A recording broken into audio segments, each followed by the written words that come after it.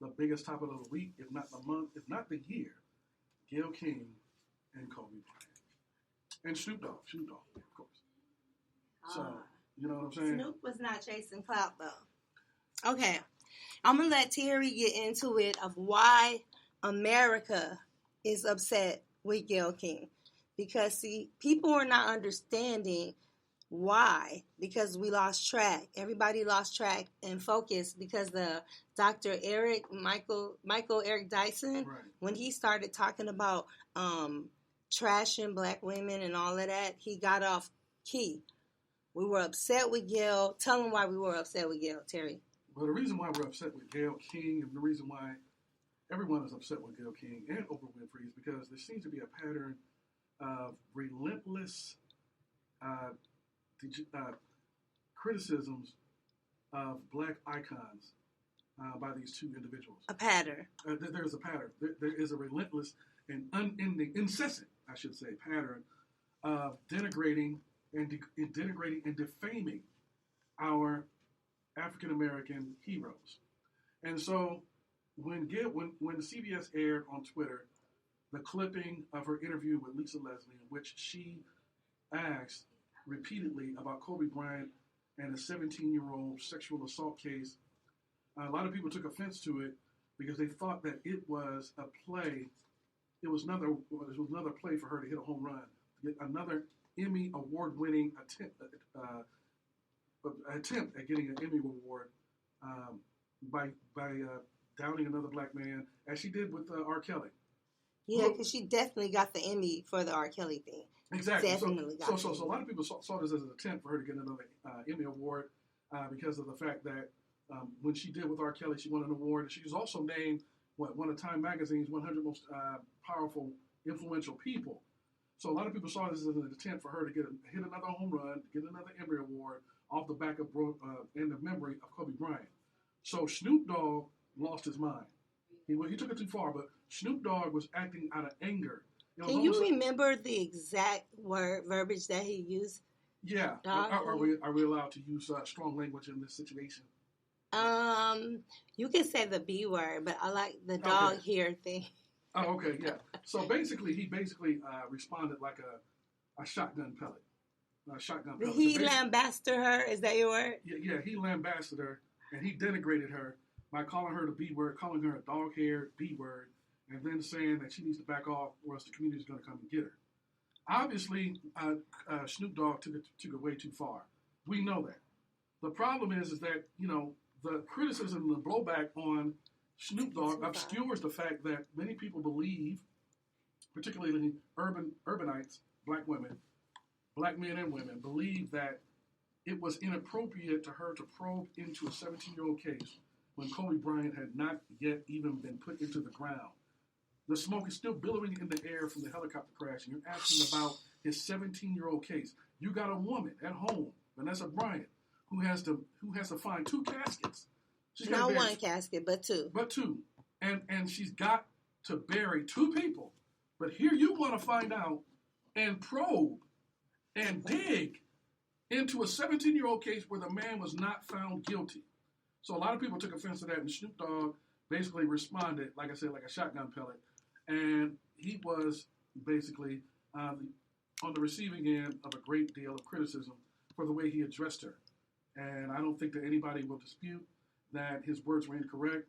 The language that he used was incorrect. The misogyny. He did it like the homie would. He did it in full LA style because that's how, when you mess with the homie, it doesn't, you're not in a position where you're like, I'm going to sugarcoat this because this is the homie that's not here to defend himself. Okay, well then, Jonelle Witt, since you're a woman, a lot of people on my Facebook page attributed and equated this to black men hating on black women historically. Did you take that position on that? I really didn't take that as... I took it as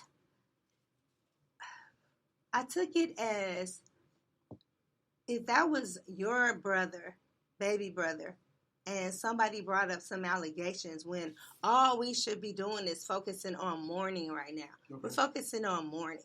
And the thing about Gayle King, when she asked the question, she was like, and this is what I picked up on the Karen Hunter show today. Yes, Karen, we're balancing it out.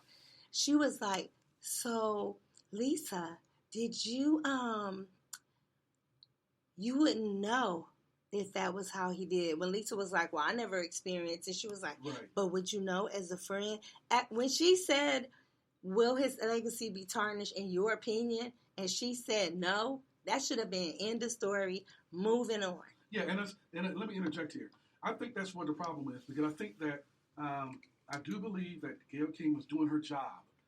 The legacy, the complete legacy of Kobe Bryant includes that alleged sexual assault case in Colorado in 2003. She was doing her job by broaching the issue. That's not where anybody has a problem. And after Lisa answered the question and said that that's not the kind of person that I know, Gayle King then come back and said, well, you wouldn't know, would you?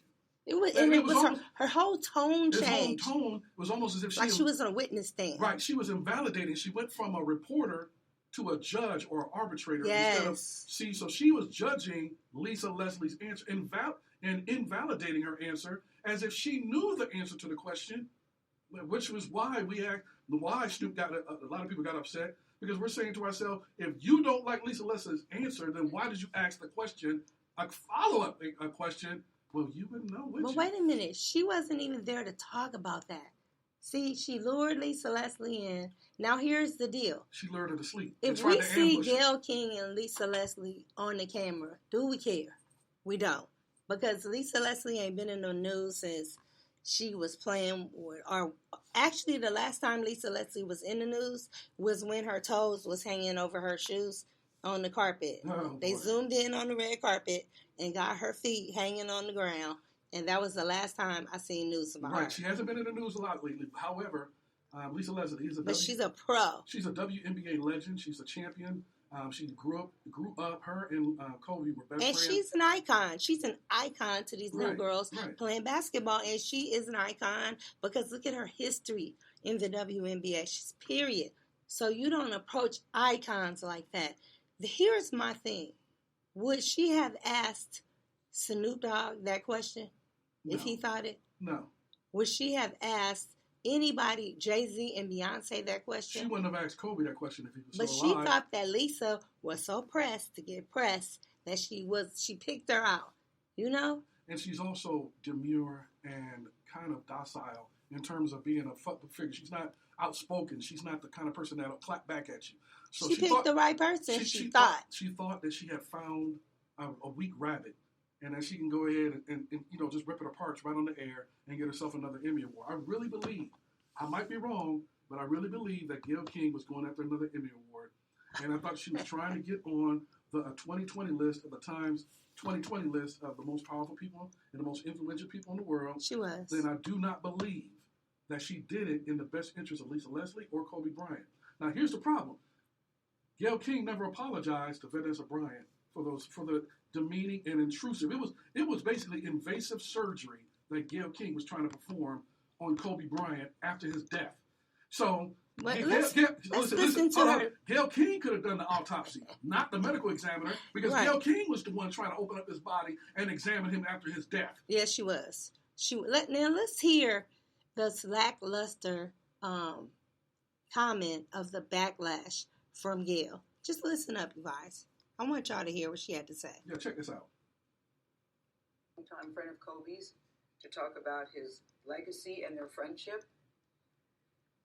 We had a really wide-ranging interview. Talked about many things.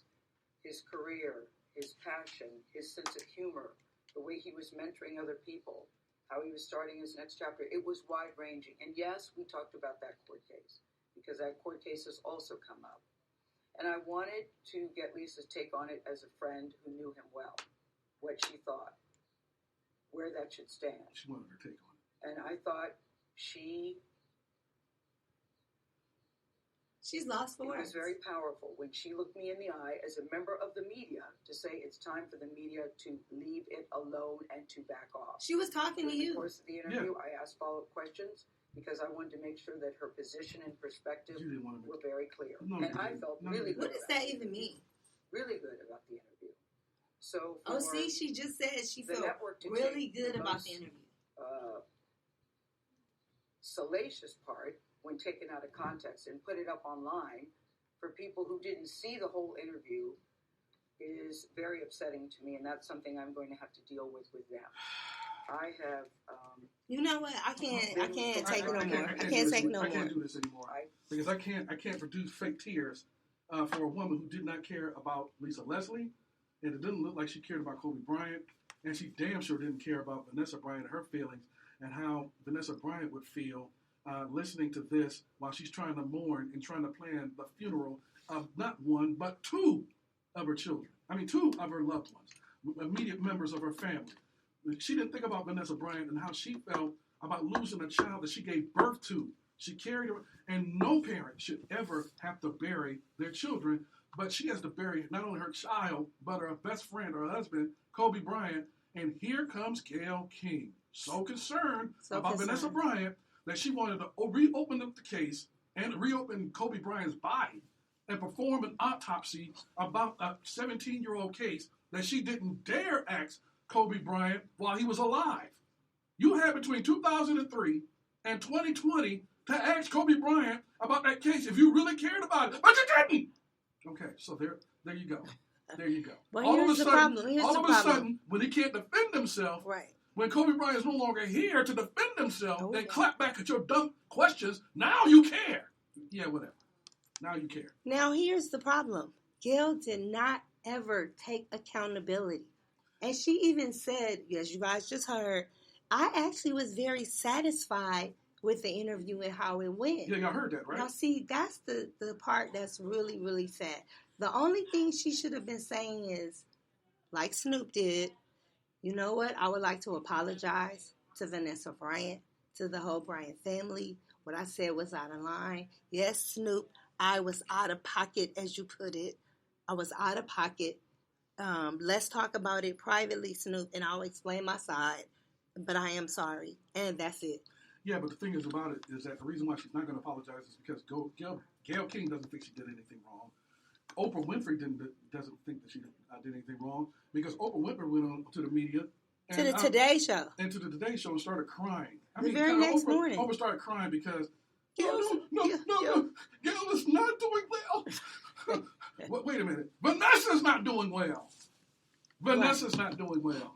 And so the thing about it is that neither Oprah nor Gayle, who are alive and well and multimillionaires and multi-billionaires, they got $150 million, $1 billion and $1 million between them. How much? I mean, they got a lot of money. That's just to say they got a lot of money. Because, you know what I'm saying, I'm a word expert. I can't count to 3 with 2 hands. But all I know is that they didn't care about Vanessa Bryant, nor did they care about the other victims of the helicopter crash who had to sit there and listen again about a crash that they could do nothing about, and all they got to do is bury their loved ones.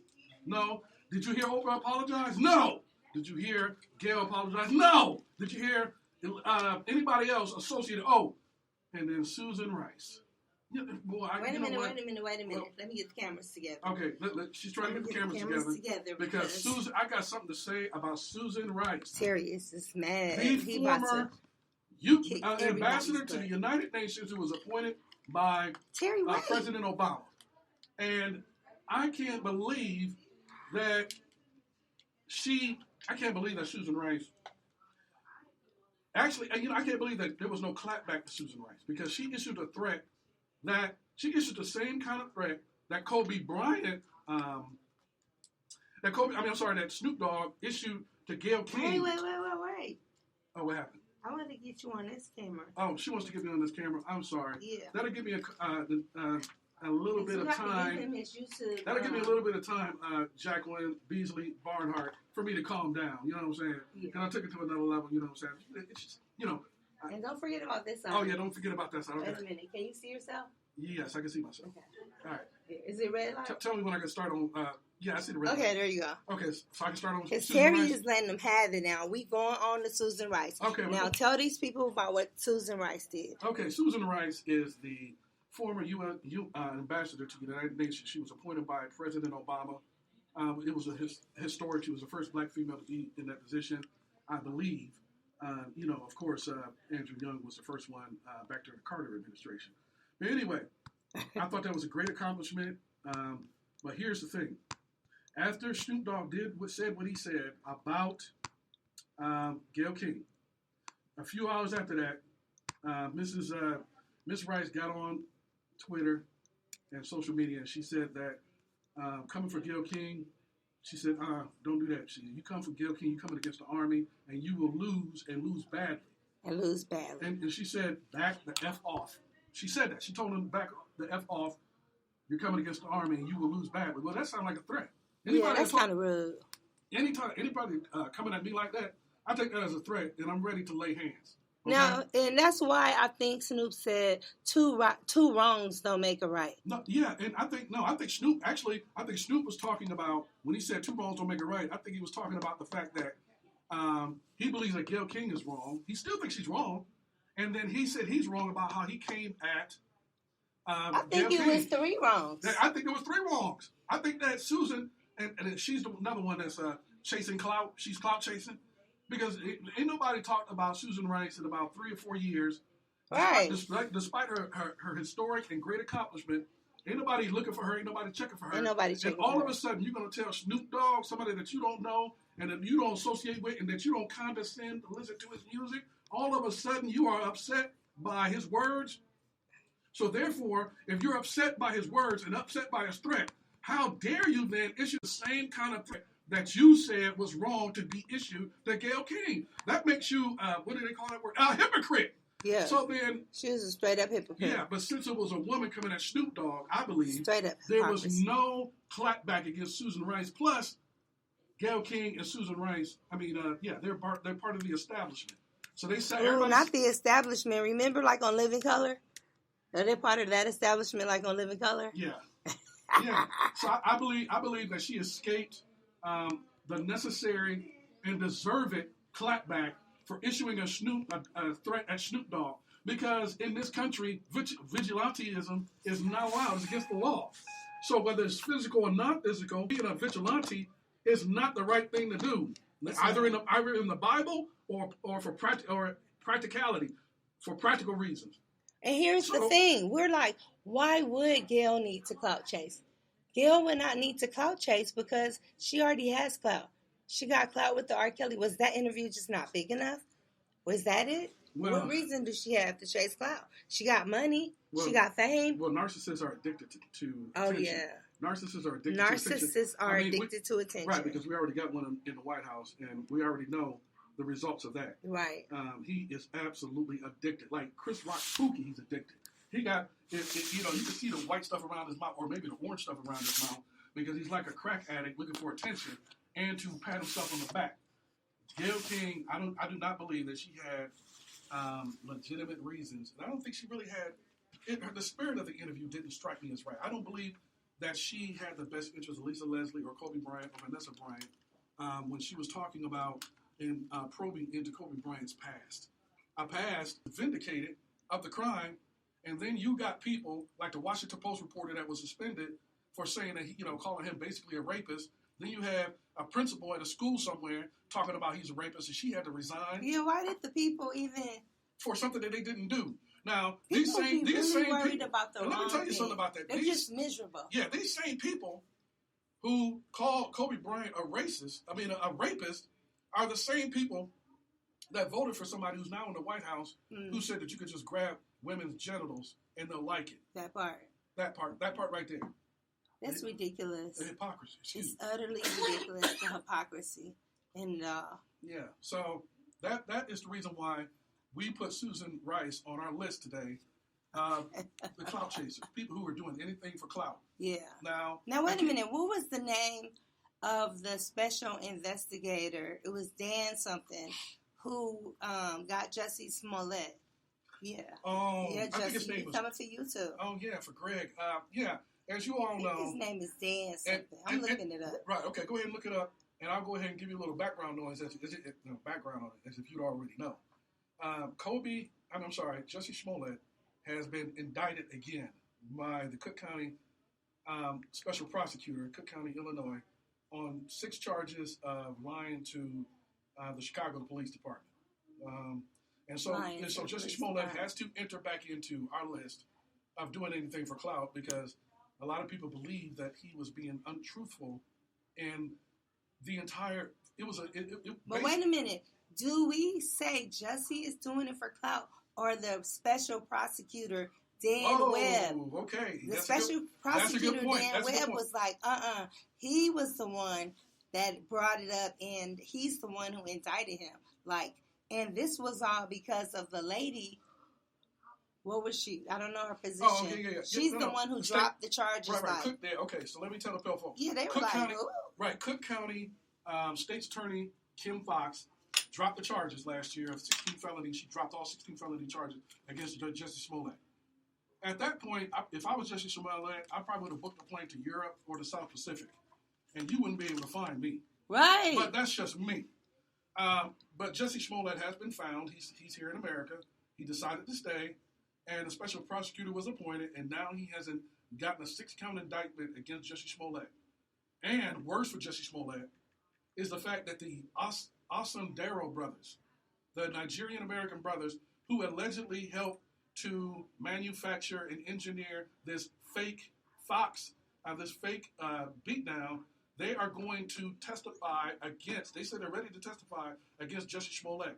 If that is the case, it ain't looking good for the home team of Jussie Smollett. It ain't looking good at all. I mean, really. Now, at first, they did not want to testify. No, they didn't. But since they said they haven't been getting no auditions, they was getting auditions like 2 to 4 a month. Now they're getting nothing. They said they're eating at the food bank. And see, that's the thing. Wow. When you go from having a promise, make sure that $3,500 stretch. Yeah, exactly. So they got the $3,500, but obviously it can't pay their rent for very long, and they can't see now. They're forced to subsist on charity. So they're subsisting on charity in Chicago in the brutal cold of winter, and they're coming for somebody's throat because of it. Because not only because of that, but it's also because of the fact that Jussie Smollett had his lawyer go on national TV and call the Asundaro brothers, the Nigerian-American brothers, liars. Remember that? Because the brothers said to the police that Jussie Smollett basically engineered this fake attack, and he hired the brothers to be a part of it. But it's all on video. That's the whole thing. Yeah. Like, how can this just be a coincidence that they're in the store buying a noose? Right. All the items that they used for the alleged attack. Right. Now, why would they just go and do that? Right. Like, how would they know about it? Even if they knew about it, it was like, we're going to say this. Right. Like, something's not adding up. Something is not adding up, and I'm not going to take any position on it. I'm not going to judge Mr. Smollett. Yeah, we're not here to judge. I'm just feeling bad. Why we judging? Because it's not looking good for the home team. It's just like you're down by 21 points with 5 minutes left in the fourth quarter, and Tom Brady has the ball. It don't look good for you to come back in the Super Bowl. You don't look good. It don't look good for the home team of Jussie Smollett. And I think, what was that guy's name? Dan Webb. Dan Webb, he is a clout chaser. He did anything for clout because what he did is that he deliberately went to go and try to get an indictment, which he got. Yeah, he got it. Just six count indictment. Yeah. And he did it on the eve of the re-election campaign of Kim Foxx, the current state prosecutor for the county, for Cook County. Yeah, they said it was all about. So basically, he's not trying to only. Politics. Basically, it looks like he's not only trying to end one career by doing Jussie Smollett. He's imperiling the career of Kim Foxx, the current African American female prosecutor for Cook County. So it just doesn't look bad at all. It doesn't look good at all for Kim Foxx to get reelected because a lot of people believe that Kim Foxx basically abdicated her responsibility and they're like he should be treated like anybody else. Right.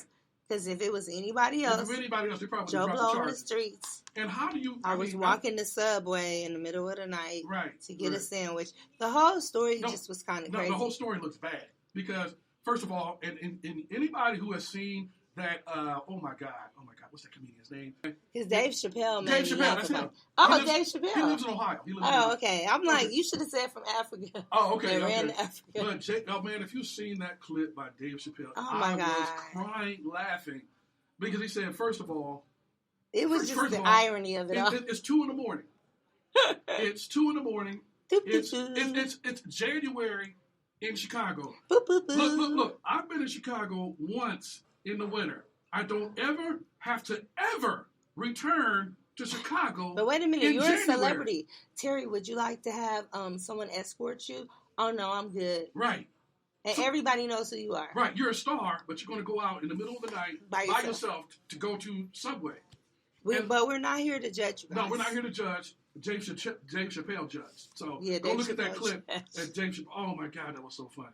But anyway, y'all don't even want us to pull it up. The problem is that I believe that Mr. Webb, the special prosecutor, did deliberately timed this, or he and his people timed this, so that it could come in conjunction with the re-election efforts of the current state prosecutor for Cook County, Kim Foxx, while she's trying to get reelected.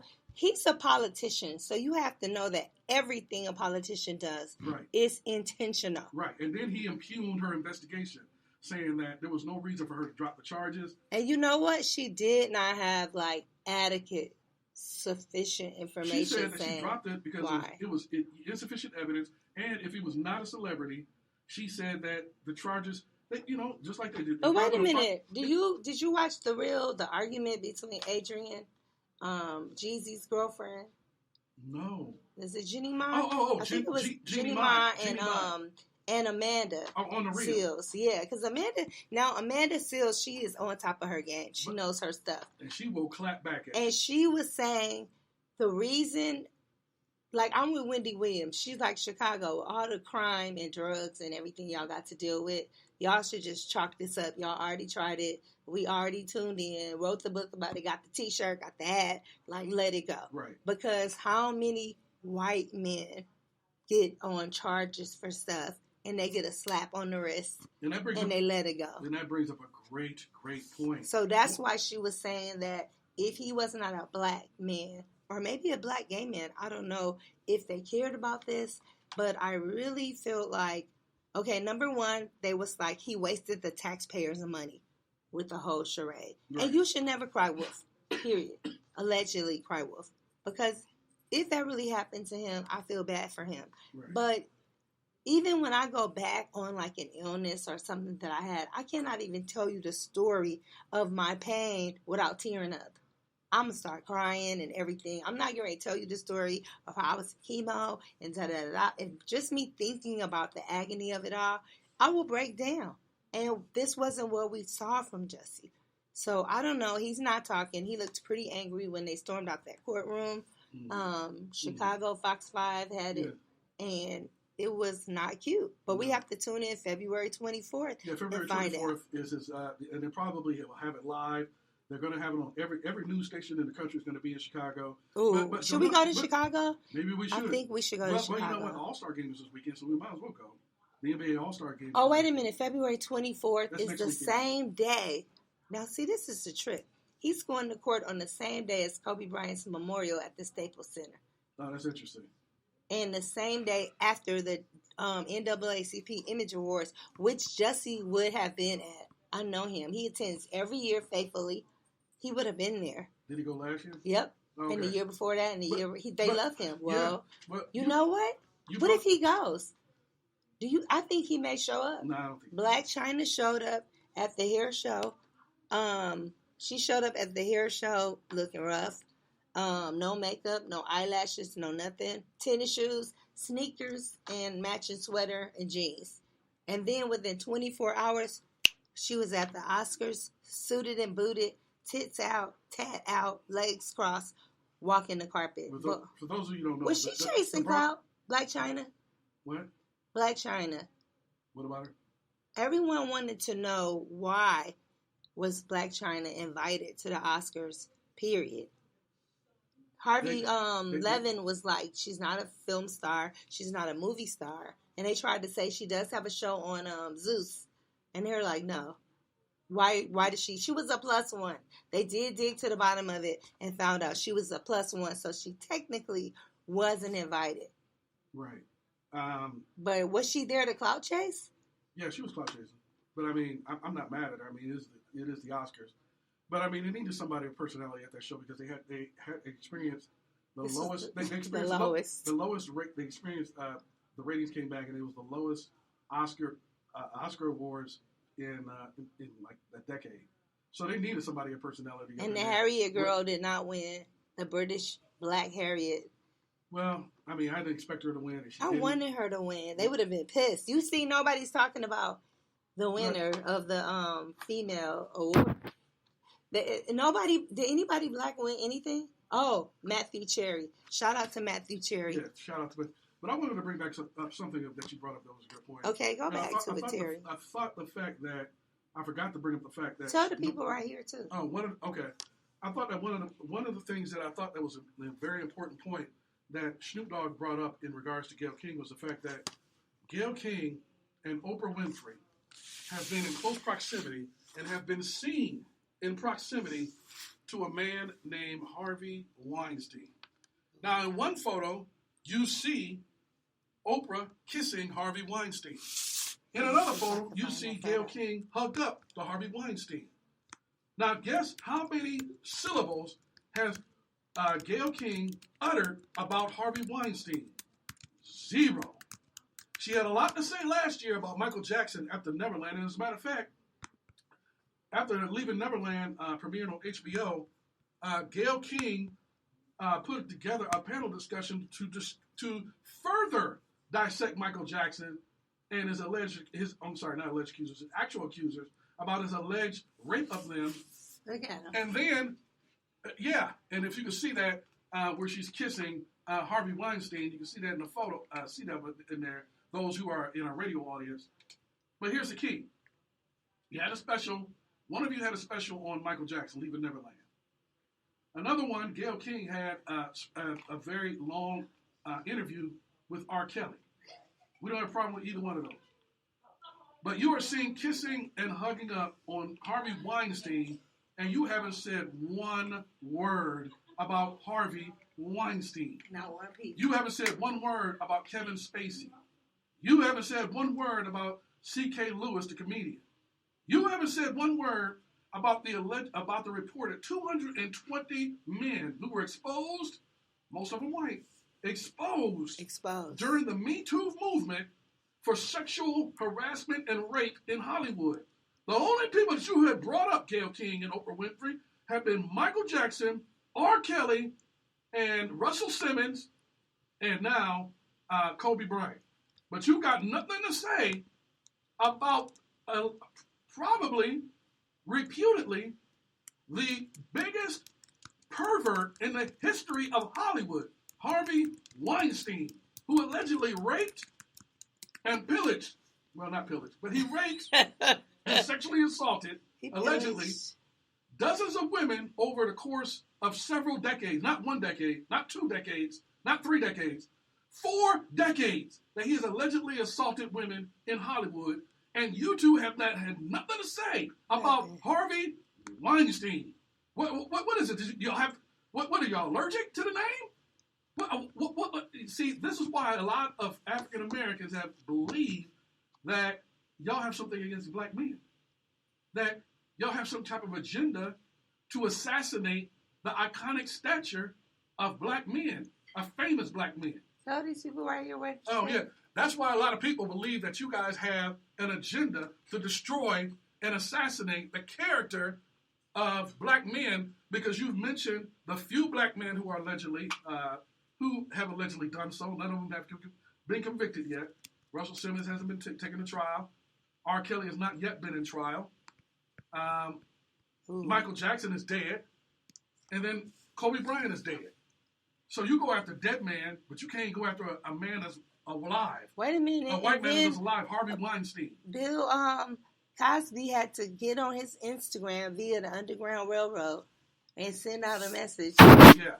He blasted Gayle And now King. Camille is speaking out. We ain't heard Camille say nothing this whole time, and now Camille is speaking out. Well, Gayle King is always, Camille Cosby has always been seen as she's a stately figure. And she's always been docile and kind of laid back. So when Camille got to say something. So when Camille has something to say, you better be paying attention. You know that she's angry. And so a lot of people are very upset. And that's another reason that spurred Snoop's anger. We're disappointed. Right. Yeah, a lot of people are disappointed. Now, we're saying, we want to reiterate, we do believe that Snoop was wrong for issuing a threat and for calling out her name. But I'm with Snoop in his anger in first part of his explanation. For the homie. Yeah, trying to defend Kobe Bryant. And that his alleged sexual assault for which he was found not guilty does not define him as a person. Yeah. And that's what he was Plus, offended there about. was a loss of a child involved.